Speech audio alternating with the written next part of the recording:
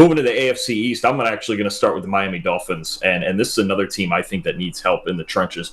You can make arguments really that they need help on both sides. They lost some big free agents in free agency. Robert Hunt on the offensive side, Christian Wilkins on the defensive side.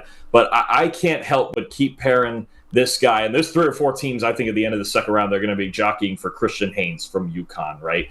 90.6 zone run blocking grade over the last 2 seasons. Max, I think he's the premier zone blocking interior lineman in this draft. I think the end of the second round, there might even be a trade up between the Dolphins and the Packers and the 49ers. There are going to be teams angling for this guy, but I think because they lost Robert Hunt, the Dolphins need him the most. Look, we have seen, they're explosive. They've got Hill, they've got Waddle, but they're really rolling at their best when they can run the football. Okay, and Christian Haynes in that outside zone scheme, there's not a better fit if you need a guard in this draft for that scheme than him. I think he should be a mid to late second round pick, and I think the Dolphins. I'm probably more adamant about this match than any other match on our list. I don't think they need Christian Haynes in there. He's the perfect Robert Hunt replacement. I think they have to go get him, even if it takes a trade up in the second round. I don't hate that at all, man. I think it's fantastic, and I think Christian Haynes would be a really good fit there in Miami. Who, like I said, they could use some help in the interior offensive line after losing a couple players. So go to the Buffalo Bills now. Obviously, they need some help at receiver with Stephon Diggs leaving, Gabe Davis leaving as well. Brian Thomas Jr. is the one I went here for the wide receiver from LSU. Kind of a deep threat, and I think he really would fit with Josh Allen. And I know Brian Thomas Jr. is kind of a boomer bust player, but I think with a quarterback like Josh Allen, I think he'd really, really work there. So 99.9 deep receiving grade last year. He had 12 deep receiving touchdowns. He also led the nation in receiving touchdowns as well. I think 17 total. Brian Thomas Jr., like I said, he really fits as a vertical threat in offense. So if you're not really planning on taking shots vertically, then I wouldn't take him. But with a guy like Josh Allen, who's one of the strongest arms in the league, and they don't really have too many deep threats in that receiving core right now, I think Brian Thomas Jr. would be probably the player that if I'm the Bills, I'm probably hoping for to get at number 28 overall. Either him or like Adonai Mitchell, I think would be a really good fit as well. But yeah, I mean, you got Khalil Shakir, Curtis Samuel, and Justin Shorter as your projected starting 3 receivers. I think you got to get one at 28 overall. I think Brian Thomas Jr. is probably the best one you can hope for there at 28. Yeah, I'm with you on that. And you named all those other players, and there are a lot of underneath threats. Thomas would take the top off, and really, Josh Allen throwing to Brian Thomas just feels unfair. I think that's the best. That's arguably, I think, between them and Dallas, those would be the 2 best fits for Thomas. I'm going to stay at receiver for the New York Jets, and I'm not going to go at the top here. I think the very top of their draft is going to be either Brock Bowers or a tackle. Let me get our favorite guy in the draft here, Max. Let me get Malik Washington from Virginia. The Jets were dead last year in slot receiving grade in the NFL. Malik Washington plays because he's 5'8". Yeah, he plays in the slot just about 88% of the time. I think, Max, he is the best pure slot receiver in this draft. We have him as wide receiver 20 on the board right now. I honestly think I could argue him into the top 10 or 12. When you look at the numbers and the analytics, only 6 drops his entire career. 5'8", but he runs a 4.47 with a 42-inch vert, which makes no sense to me. That's just silly.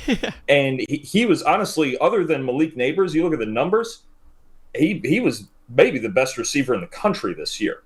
Yeah. He's been so good. And the thing I think I've noticed watching his tape and looking at his numbers and all that, his time at Northwestern, he was not a bad football player. This is not a one-year wonder thing. Yeah. For 2 years before that, he was Northwestern's best receiver. Okay, and Northwestern had the lowest passing grade in the Power 5, like right around a 40 for those 2 years. They just were incapable of throwing the football, and he found a way to make plays anyway. Max, I found a stat too.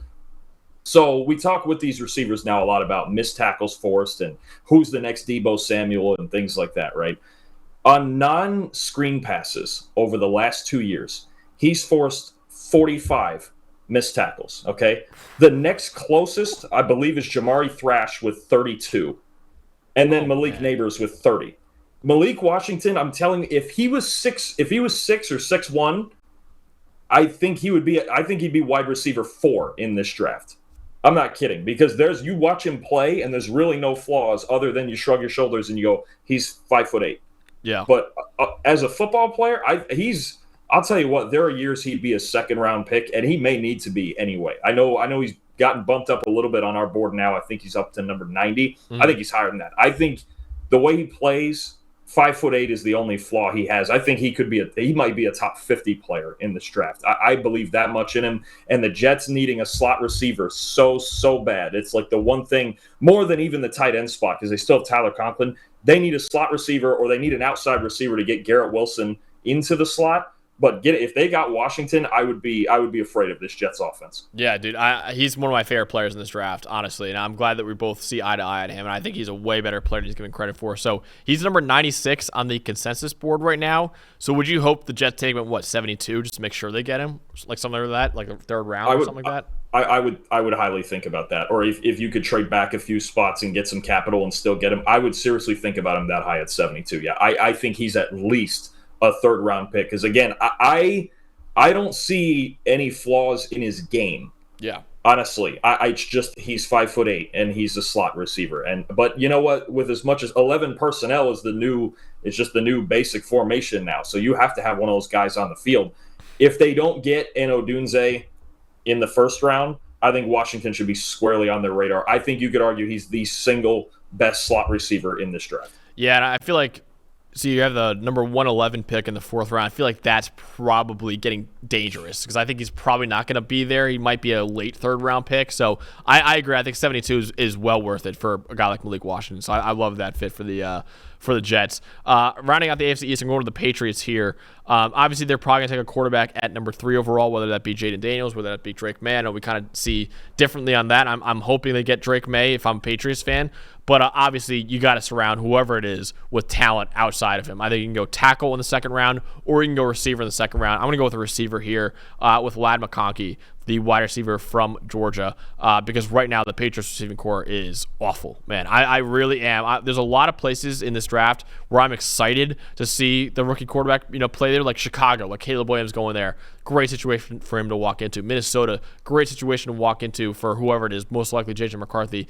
New England's the one where I'm like, man, I feel for whoever's walking in there, man, because it is not looking too good right now. Right now, their starting receivers are KJ Osborne, Kendrick Bourne, and Demario Douglas, with Juju Smith-Schuster there as well. That is not a good starting 3 receivers. And then also your left tackle is Connor McDermott as well. So they could go offensive tackle in the second round, but I just don't know if you're going to find like a starting caliber player at 34 overall. Potentially, maybe someone falls, but I think there's a better chance you find a really, really talented receiver at 34. And I think the most likely one that could fall there is Ladd McConkey, and I love him, man. I think he's the best route runner in the draft probably.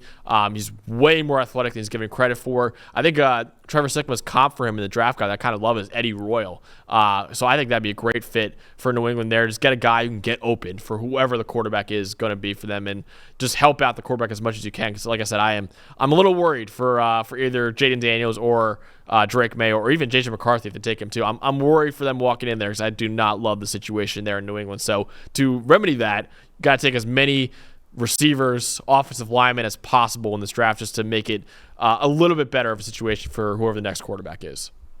Yeah, I totally agree. I mean, when you talk about and I think the thing with McConkey that gets forgotten, he's a vertical threat. Yep. Look, he ran, what was it, a 4.39? Yep. And I'll tell you what, he runs as good at double moves as any receiver in this draft. He is a legit double move threat. He's a legit threat to the post. I think that's the hidden thing there with McConkey, is the vertical ability and the ability to get open deep, which really New England, all those guys you mentioned, they don't have that right now, right? But